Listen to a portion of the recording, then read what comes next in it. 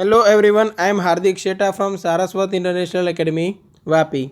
આજે આપણે ધોરણ 12 વિષય ભૌતિક વિજ્ઞાન ચેપ્ટર નંબર 1 વિદ્યુત ભાર અને વિદ્યુત ક્ષેત્રને આગળ વધારીએ. તો આપણે આજે સ્પર્ધાત્મક પરીક્ષાઓની તૈયારીઓ માટે ગૌસનો નિયમ અને તેને રિલેટેડ ઘણી બધી થિયરીનો અભ્યાસ કરવાનો છે. બરાબર? તો ફટાફટ બધી થિયરીઓનું રિવિઝન કરી લઈએ, જેથી કરીને આપણે દાખલાઓની ગણતરી પર આવી જઈએ. બરાબર? તો બધું જે અત્યારે હું લખું છું, જે બોલું છું, બધું યાદ રાખજો. ગૌસનો નિયમ શું છે એ આપણને બધાને ખબર છે કે કોઈપણ બંધ પૃષ્ઠ સાથે સંકળાયેલ ફ્લક્સ એ સંકલન E ડોટ dAથી મળે છે, અથવા તો પૃષ્ઠ વડે ઘેરાતો વિદ્યુત ભાર. બરાબર? પૃષ્ઠ વડે ઘેરાતો ચોખ્ખો વિદ્યુત ભાર, એટલે હું અહીંયા લખું છું Q ઇન છેદમાં એપ્સલન નોટથી મળે છે. Q ઇન લખવાનું કારણ એ છે કે તમને યાદ રહે કે વિદ્યુત ભાર છે ઇનસાઇડ, એટલે કે બંધ પૃષ્ઠની અંદર હોવો જોઈએ. ઓકે, ચલો હવે આ સૂત્ર તમારે યાદ રાખવાનું છે. તેમાં પણ આપણે વાત થઈ હતી તેમ આ જે વિદ્યુત ક્ષેત્ર છે એ બધા વિદ્યુત ભારોના લીધે ઉત્પન્ન થયેલું હશે, અને જે આ Q છે એ ખાલી બંધ પૃષ્ઠની અંદર ઘેરાતા વિદ્યુત ભારની ગણતરી લેવાની છે. બરાબર? એટલે કે અહીંયા તમે વિદ્યુત ક્ષેત્ર હશે એ બંધ પૃષ્ઠની અંદર હોય કે બહાર, બધા વિદ્યુત ભારોની કમ્બાઇન ઇફેક્ટ છે. બરાબર? બધા વિદ્યુત ભારોની સંયુક્ત અસર છે. જ્યારે Q ઇન છે એ માત્ર બંધ પૃષ્ઠની અંદરના વિદ્યુત ભારો છે. બરાબર? આટલું યાદ રાખવાનું છે. હવે તેના ઉપયોગો આપણે જોઈશું. તો ગાઉસના નિયમના ઉપયોગો.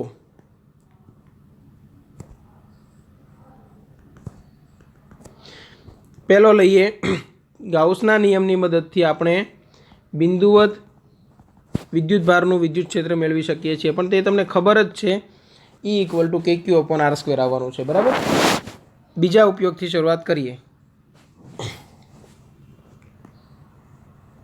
અનંત લંબાઈના વિદ્યુત ભારિત તારથી r જેટલા લંબ અંતરે વિદ્યુત ક્ષેત્ર. ચલો આ શું થશે? તો E = 2K lambda / R. E = શું મળે છે? 2K lambda / R. બરાબર? જ્યાં લેમ્બડા શું છે? વિદ્યુત ભારની રેખીય ઘનતા. બરાબર? આ બધું તમે ટેક્સ્ટબુકની થિયરીમાં ઓલરેડી ભણી ગયા છો, છતાં પણ આપણે અત્યારે ખાલી રિવિઝન કરીએ છીએ. તેમાં ને તેમાં તમે જો પરિમિત લંબાઈનો તાર લો તો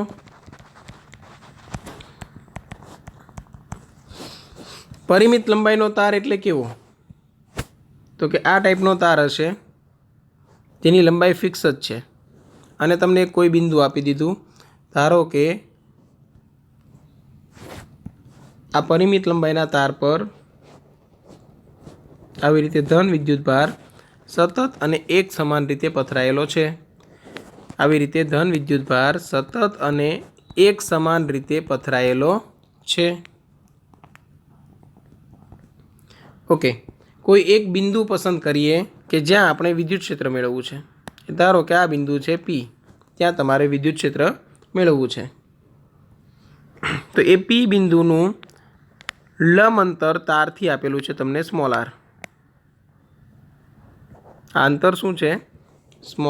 r. હવે એ જોવાનું છે કે P બિંદુ પાસે આ જે r છે એ P બિંદુ અને એક અંત્ય બિંદુને જોડતી રેખા સાથે કેટલો ખૂણો બનાવે છે. r અંતર છે એ P બિંદુ અને એક અંત્ય બિંદુને જોડતી રેખા સાથે કેટલો ખૂણો બનાવે છે. એ જે ખૂણો છે તેને નામ આપી દઈશું આપણે θ1. એવી રીતે આ બાજુ બીજા અંત્ય બિંદુ સાથે જોડતી રેખા છે એ R સાથે કયો ખૂણો બનાવે છે તેને નામ આપી દઈશું θ2. ક્લિયર છે? એટલે આ ખૂણો તમારો બની ગયો θ1, આ ખૂણો બની ગયો θ2. હવે કરવાનું શું છે તો એ પણ યાદ રાખજો કે અહીંયા જે તમે θ1 અને θ2ની દિશા લો છો તે અહીંયા તમારે લેવાની છે આ રીતે θ1, અહીંયા તમે લો છો આ રીતે θ2. આની આગળ દાખલામાં જરૂર પડશે ત્યારે હું તમને પાછું યાદ કરાવીશ. બરાબર. તો વિદ્યુત ક્ષેત્રનું સૂત્ર શું થશે? 2k λ/r. હવે એ 2 હટી જશે એટલે ખાલી શું આવશે? k λ/r into sin θ1 plus sin θ2. Clear?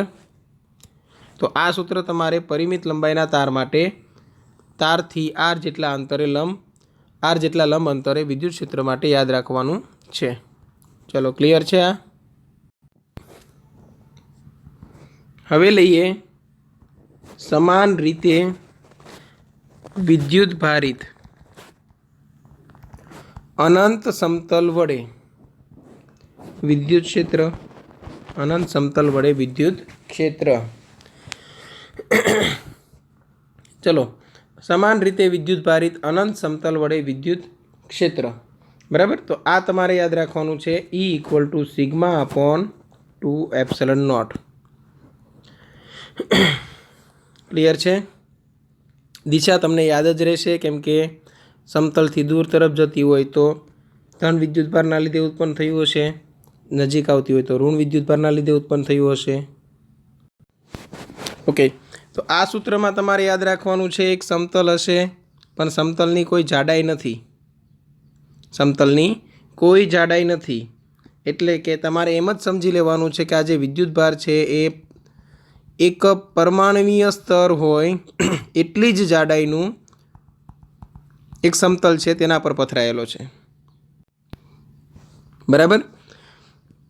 કેમ કે સમતલની વ્યાખ્યામાં ખાલી તેને લંબાઈ પહોળાઈ હોઈ શકે, જાડાઈ ના હોઈ શકે. ચાલો, આ તમે યાદ રાખી લેશો. હવે તેના જેવું જ પણ થોડું અલગ.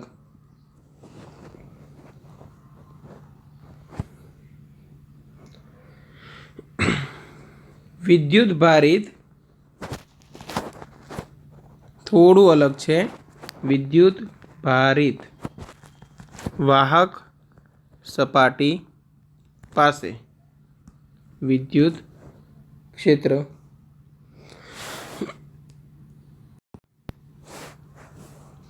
હવે વાહક સપાટી કેવી હશે એ સમજો.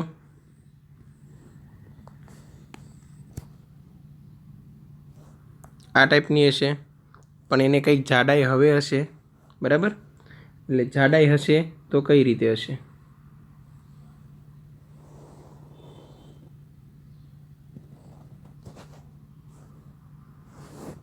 આવી રીતે કંઈક હશે.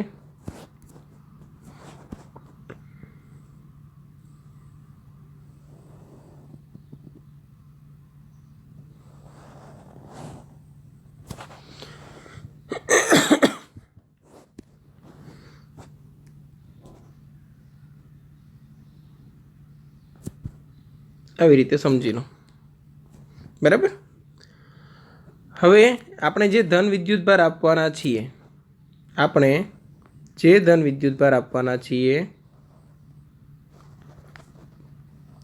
ધન વિદ્યુતભાર તમને ખબર હોય તો વાહક સપાટી હોય તો બધી બાજુ પથરાશે. એટલે કે ધન વિદ્યુતભાર અહીંયા તો હશે જ. બરાબર. સેમ આવો જે પાછળનો ભાગ છે ત્યાં પણ તમને દેખાશે. એટલે વિદ્યુતભાર છે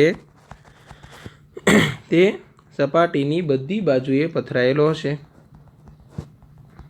કેમ કે વાહક સપાટી છે. અને તમે બોર્ડના એક લેક્ચરમાં ભણી ગયા છો કે વાહક સપાટી છે. બરાબર. વાહક સપાટી છે અથવા તો કોઈ પણ વાહક છે તેને વિદ્યુતભાર આપશો એટલે વિદ્યુતભાર છે એ સપાટી પર ગોઠવાઈ જશે. અંદરના ભાગમાં કુલ વિદ્યુતભાર અને કુલ વિદ્યુત ક્ષેત્ર શૂન્ય હોય છે. તો સેમ અહીંયા પણ અંદરના ભાગમાં એટલે કે દ્રવ્યની અંદરના ભાગમાં વિદ્યુત ક્ષેત્ર શૂન્ય જ હશે. પણ હવે કોઈ એક બિંદુએ તમને પૂછવામાં આવે વિદ્યુત ક્ષેત્ર કેટલું? કોઈ એક સપાટી પર તમને પૂછવામાં આવે કે વિદ્યુત ક્ષેત્ર કેટલું? तो ये विद्युत क्षेत्र है हवे बे विद्युत क्षेत्रनो सरवाळो हशे sigma upon 2 epsilon naught plus sigma upon 2 epsilon naught एटले बनी जशे सिग्मा अपॉन एप्सिलॉन नॉट खाली बराबर छे। एटले आ याद राखवानुं छे सूत्र। शा माटे बे सपाटी वडे तो कि तमे अत्यारे जे सपाटी जोई रह्या छो ते तमने आ देखाय छे पण आनी पाछळ हजू एक सपाटी हशे ते पण धन विद्युत भारित ज हशे एटले के विद्युत क्षेत्र छे ए बंनेना लीधे एक ज दिशामां आवशे एटले आपणे शुं करीए छीए सरवाळो बंने एक एक समतल थई गया एम समजी लो तो समतल वडे उत्पन्न थतुं विद्युत क्षेत्र केटलुं छे सिग्मा अपॉन 2 एप्सिलॉन नॉट पण हवे बे समतल छे एटले तमे लेशो sigma upon 2 epsilon naught plus sigma upon 2 epsilon naught बे समतल छे एटले क्लियर छे। चलो आ एक थई गयुं विद्युत भारित वाहक सपाटी वडे विद्युत क्षेत्र। हवे आगळ वधीए।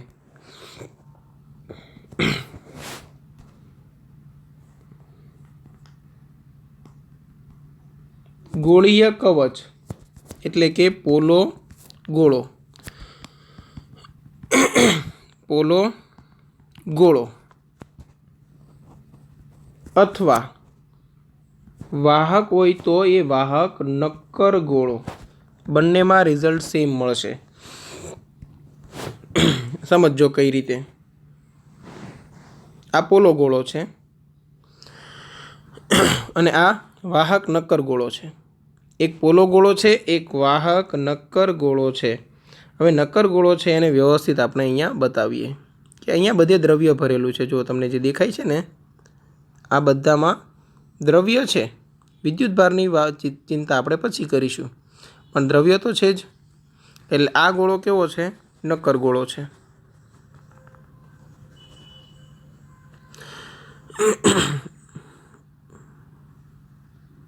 ડ્રોઈંગ સરસ છે એમ તો મારું બરાબર એ તમને ખબર જ હશે। ચલો હવે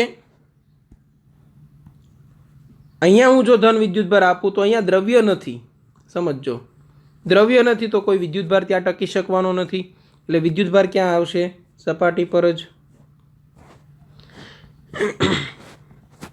ओके तो हवे सपाटी पर विद्युत भार आवी गयो तो अहींया शुं थशे अहींया द्रव्य छे पण हुं विद्युत भार आपूं द्रव्य छे पण केवुं छे वाहक द्रव्य छे वाहक छे एटले शुं थशे तो कोई पण वाहक होय आपणे शुं वात करेली कि विद्युत भार है ये सपाटी पर आई जैसे अंदरना भाग में कुल विद्युत भार और कुल विद्युत क्षेत्र शून्य रहेशे। एटले नक्कर गोळा में बे किस्सा हशे एक वाहक नक्कर गोळो एक अवाहक नक्कर गोळो। अवाहक नक्कर गोळो होत तो विद्युत भार अंदर पण तमने बधी जग्याए जोवा मळे तो वाहक नक्कर गोळो छे तो विद्युत भार एक मात्र सपाटी पर गोठवाई गयो छे। हवे अंदरना भाग में हूँ कोई गाउसियन पृष्ठ पसंद करूँ सपोज आवुं तो अंदरना भाग में घेरातो विद्युत भार शू थई गयो 0 फ्लक्स शू थई गयुं 0 अने तेना लीधे विद्युत क्षेत्र पण शू थई गयुं 0। एटले आवा किस्सामां तमने हूँ अहींया एक गोळामां ज दर्शावी दऊं छुं विद्युत क्षेत्रनुं मूल्य शुं होई शके।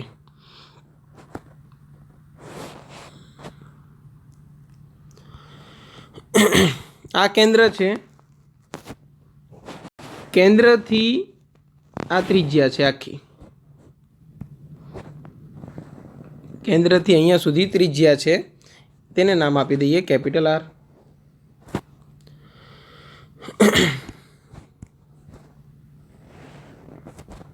चलो आ कैपिटल आर। हवे अंदरनु कोई बिंदु है तो अंदरनु कोई बिंदु होय धारो के स्मॉल आर अंतरे तो विद्युत क्षेत्र शुं थशे त्यां अंदर 0 पछी ए पोलो गोळो होय के पछी वाहक नक्कर गोळो बराबर। तेवी रीते आ बिंदु पासे समझो तो कि आ बिंदु पासे स्मॉल आर अने कैपिटल आर सरखा थई जाय बराबर एटले कैपिटल आर अंतर थई गयुं तो ई इक्वल टू फॉर्म्युला है के Q divide by R square. तेवी रीते कोई बहारनु बिंदु होय तो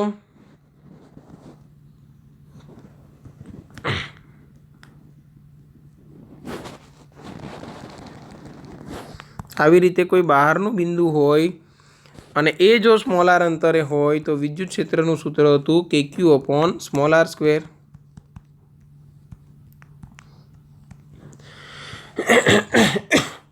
ચલો આ યાદ રહેશે. ઓકે, ક્લિયર છે ને? હવે આગળ વધીએ પાછા. હવે જે આવશે તે અવાહક ગોળો હશે. હવે જો અવાહક ગોળો હોય, બરાબર, તો પછી વિદ્યુત ભાર બધી બાજુ સતત પથરાશે. ક્લિયર? તો વિદ્યુત ભારિત નક્કર ગોળો, પણ એ વિદ્યુત ભારિત નક્કર ગોળામાં વિદ્યુત ભાર બધે પથરાયેલો છે. એટલે એના વડે આપણે વિદ્યુત ક્ષેત્રની ચર્ચા કરીએ. હવે વિદ્યુત ક્ષેત્રની ચર્ચા કરીએ તો આમાં ધન વિદ્યુત ભાર બધે પથરાયેલો છે, જુઓ. પણ હું એકદમ લાઇટ દર્શાવું છું.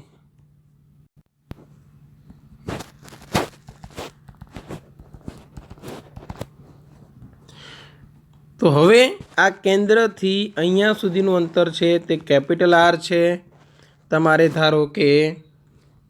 ધારો કે અહીંયા ક્યાંક તમારે વિદ્યુત ક્ષેત્ર મેળવવું છે આ બિંદુ પાસે, જે કેન્દ્રથી સ્મોલ આર અંતરે આવેલું છે. તો તમને ત્યાં વિદ્યુત ક્ષેત્ર મળશે કે Q small R divide by R cube.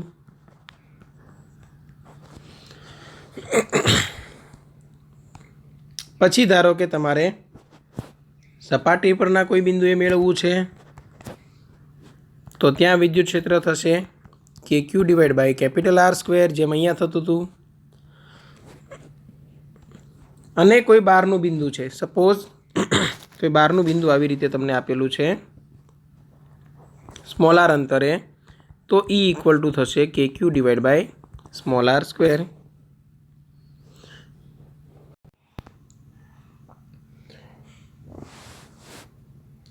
હવે કોઈ પણ વાહક અનિયમિત સપાટીની વાત કરીએ. કોઈ પણ વાહક અનિયમિત સપાટી, બરાબર,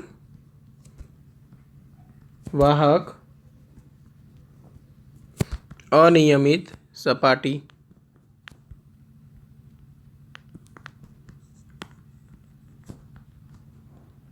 ચલો, વાહક અનિયમિત સપાટી છે તો શું થશે?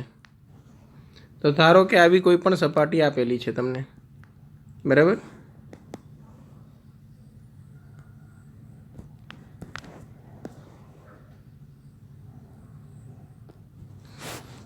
ઓકે, તો આને હું જ્યારે વિદ્યુત ભાર આપીશ ત્યારે તમને ખબર છે તેમજ ધન વિદ્યુત ભાર બધી બાજુ પથરાઈ જશે.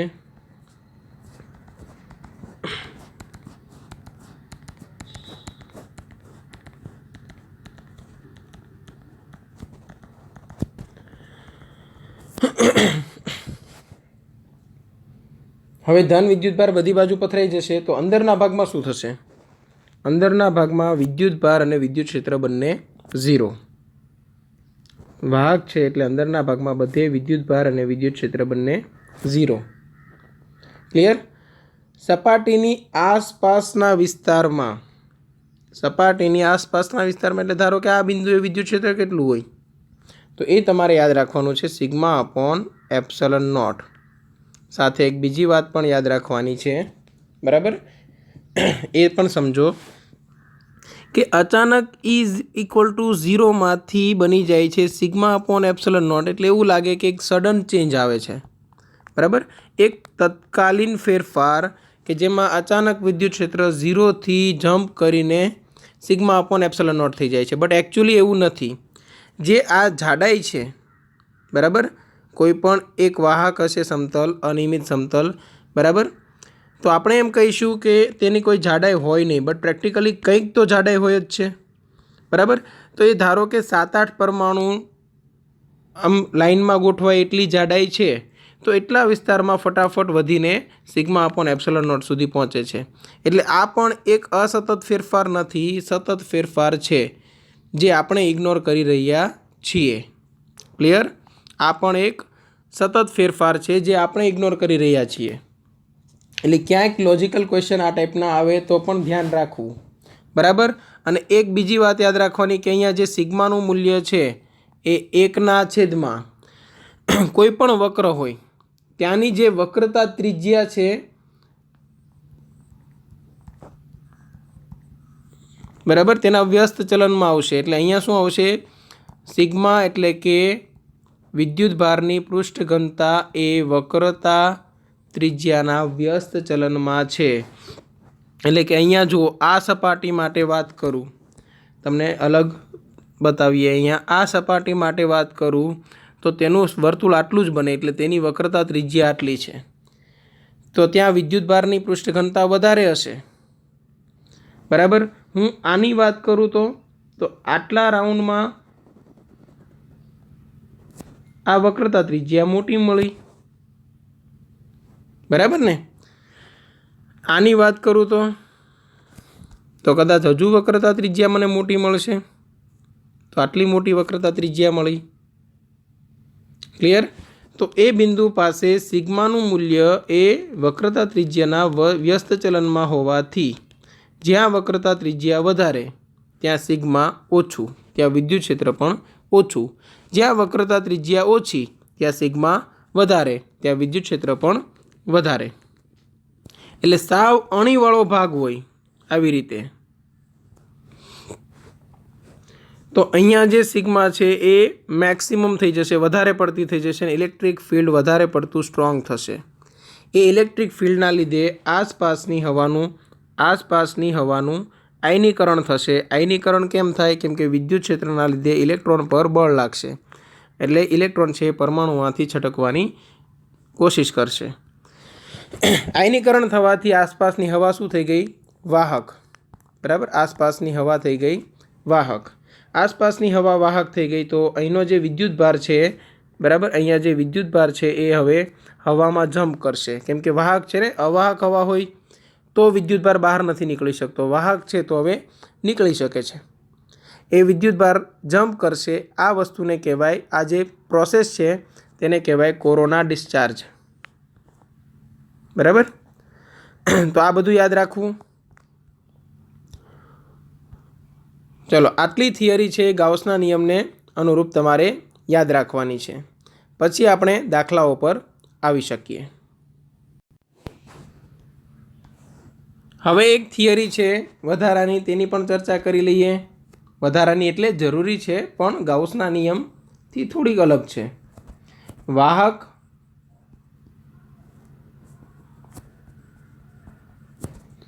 પ્લેટમાં વિદ્યુત ભારનું વિતરણ.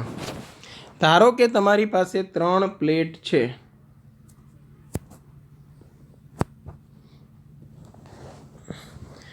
એક પ્લેટ, બરાબર, તેના જેવી જ હું બીજી પ્લેટ મૂકી દઉં છું. આ બીજી પ્લેટ છે. ચલો, તેના જેવી હજુ એક પ્લેટ મૂકી દઈએ. ત્રીજી પ્લેટ છે. બરાબર. ત્રણેય પ્લેટને હું અલગ અલગ વિદ્યુત ભાર આપું છું. ત્રણેય પ્લેટને હું અલગ અલગ વિદ્યુત ભાર આપીશ. ચલો, ધારો કે એક પ્લેટને હું વિદ્યુત ભાર આપું છું Q1, બીજી પ્લેટને Q2 અને ત્રીજી પ્લેટને Q3. તો વિદ્યુત ભારના પ્રેરણ વડે આ પ્લેટની કુલ 6 બાજુઓ છે. 1 2 3 4 5 6. જાડાઈ વધારે નથી તેમ સમજવાનું છે. આ 6 બાજુઓ છે. એ 6 બાજુઓ પર કેટલો વિદ્યુત ભાર આવેલો હશે એ તમારે મેળવવાનું છે. ધારો કે આ AB, આ CD, આ EF, આવી ટોટલ 6 બાજુઓ છે. 6 બાજુઓ પર વિદ્યુત ભાર તમારે મેળવવાનો છે. તો આપણે મેળવવાના છે કેટલા સૂત્ર એ સમજો. એક વિદ્યુત ભાર A પર, બરાબર, A બાજુ પર વિદ્યુત ભારનું સૂત્ર. પછી એવી રીતે B બાજુ પર વિદ્યુત ભારનું સૂત્ર. એવી રીતે C બાજુ પર વિદ્યુત ભારનું સૂત્ર. એવી જ રીતે D બાજુ પર વિદ્યુત ભારનું સૂત્ર. એવી રીતે E બાજુ પર વિદ્યુત ભારનું સૂત્ર. અને એવી જ રીતે F બાજુ પર વિદ્યુત ભારનું સૂત્ર. ક્લિયર? આટલા કામ આપણે કરવાના છે. તો પહેલાં હું તમને યાદ રાખતા શીખવાડી દઉં, પછી આપણે સૂત્રની સાબિતીનો વિચાર કરીશું. પહેલાં તો યાદ રાખવું જરૂરી. તો યાદ રાખવા માટે શું કરશો સમજો. તમારે ધારો કે એ બાજુ પરનો વિદ્યુતભાર મેળવવો છે તો તમે એ બાજુ તરફ ઊભા રહો અને અહીંયા એક મોટી દિવાલ છે તેવી કલ્પના કરો. એવી દિવાલ કે જેની આરપાર તમે જોઈ શકતા નથી. તો જે વિદ્યુતભારો તમને નથી દેખાતા, એટલે કે આ વિદ્યુતભાર નહીં દેખાય કેમ કે દિવાલની પહેલી તરફ, આ પણ નહીં દેખાય દિવાલની પહેલી તરફ, આ પણ નહીં દેખાય દિવાલની પહેલી તરફ. જે નથી દેખાતા તેને ધન લો અને જે દેખાય છે તેને ઋણ લો. તો અત્યારે તો બધા જ નથી દેખાતા એટલે બધા ધન. તો અહીંયા તમારું સૂત્ર બનશે તે Q1 + Q2 + Q3 / 2 યાદ રાખવા માટે. ચલો ક્લિયર છે આટલું? તો હવે એ દિવાલની વાત પૂરી થઈ. હવે વાત કરીએ કોઈ બીજી દિવાલની વાત. હવે ધારો કે બી પર તમારે મેળવવું છે તો તમારે હવે ઊભું ક્યાં રહેવાનું છે? અહીંયા ને.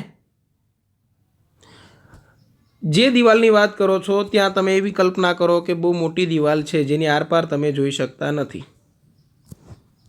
તો તમને કયો વિદ્યુતભાર નહીં દેખાય? તો નથી દેખાતો તે વિદ્યુતભાર કયો છે? Q1. એટલે આ Q1 તમારે કેવો લેવાનો? ધન. તમારા તરફના વિદ્યુતભારો તો તમને દેખાશે કેમ કે દિવાલ તો અહીંયા છે. એટલે આ દેખાય છે એટલે એ વિદ્યુતભારો તમારે કેવા લેવાના છે? ઋણ. ક્લિયર? એટલે Q1 - Q2 - Q3 / 2. તો QB મળી ગયું Q1 - Q2 - Q3 / 2. ઓકે, હવે આ થઈ ગયું. ચલો હવે વાત કરીએ સી દિવાલની. ચલો આ દિવાલ બનાવી લઈએ ફટાફટ. ઓકે, કયા વિદ્યુતભારો નહીં દેખાય તમને? દિવાલની પહેલી તરફ કોણ છે? Q2 અને Q3. તમારા તરફ કોણ છે? Q1. તમારા તરફ છે તે ઋણ અને આ જે નથી દેખાતા તે ધન. Q2 અને Q3 ધન છે, Q1 ઋણ છે. તો તમને QC મળશે તે શું મળશે?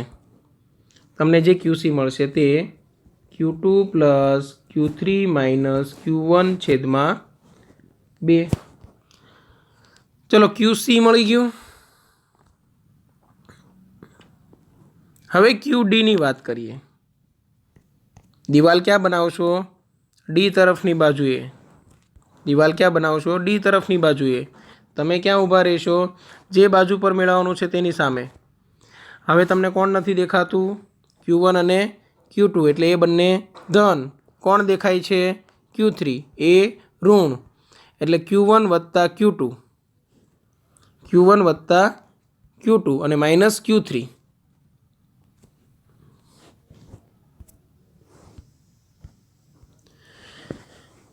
એટલે અહીંયા બનશે Q1 + Q2 - Q3 / 2. બરાબર છે? હવે આગળ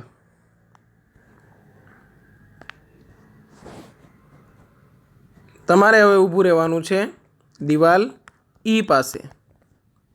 દિવાલ ક્યાં બનાવવાનો છે? તો E જે છે એ જ દિવાલ બની ગઈ. હવે કોણ નથી દેખાતું? Q3 એટલે તે ધન. Q1 અને Q2 આપણને દેખાશે એટલે તે ઋણ. સમજદાર છો એટલે હવે તમને આવડી જ ગયું હશે.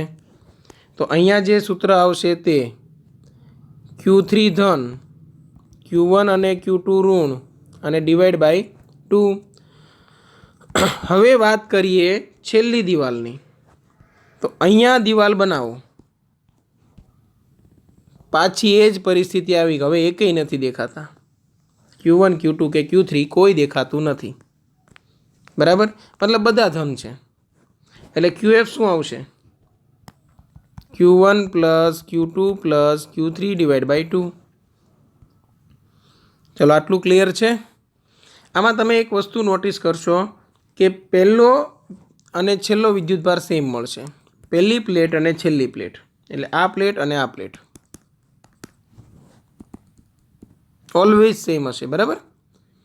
હા, વાહક તારથી કનેક્ટ કર્યા હશે તો પછી કદાચ અલગ હોઈ શકે. ક્લિયર? બી પ્લેટ અને આ સી પ્લેટની વાત કરો. समझो आ बी प्लेट और आ सी प्लेट आनी बात करो तो बंने पर विद्युतभार है परस्पर विरुद्ध हशे। जुओ क्या है बी प्लेट ने सी प्लेट, जुओ जेमा Q1 धन हतुं, जेमा Q1 धन हतुं ए आमा Q1 ऋण थई गयुं, आमा जे ऋण है ते आमा धन थई गया। એટલે એ પણ ખબર પડી ગઈ કે આજુબાજુની પ્લેટ હશે બરાબર, બે અલગ અલગ પ્લેટમાં એકબીજાની નજીક આવતી બાજુ હશે ત્યાં વિદ્યુતભાર પરસ્પર વિરુદ્ધ હશે। એવી રીતે ડી અને ઈમાં પણ પરસ્પર વિરુદ્ધ હશે। જુઓ વિદ્યુતભાર ડી જુઓ તો અહીંયા Q1 Q2 ધન હતા તો અહીંયા Q1 Q2 ઋણ થઈ ગયા, Q3 ઋણ હતું તો Q3 અહીંયા ધન થઈ ગયું। ચલો ક્લિયર। मतलब આમાં તમારે પ્રોપર્ટી શું યાદ રાખવાની तो कि पहली प्लेटनो विद्युतभार जे होय अने छेल्ली प्लेटनो जे होय ए समान हशे। अहींनो प्लेट धन हशे तो अहींनो प्लेट परनो विद्युतभार ऋण हशे तेटला ज मूल्यनो बराबर। एटले अहींया जे प्लेट पर विद्युतभार हशे अहींया जे विद्युतभार हशे आ बाजू पर ए बंने समान अने परस्पर विरुद्ध, एवी रीते आ बाजू अने आ बाजू पर समान अने परस्पर विरुद्ध हशे। क्लियर। अने विद्युतभारनुं संरक्षण थाय ते रीते विद्युतभार अहींया डिस्ट्रीब्यूट थयेलो हशे। हवे आ सूत्रनी साबीती आज आपणे जेटला सूत्र लखेला छे तेनी साबीती आपणे नेक्स्ट विडियोमां जोईशुं।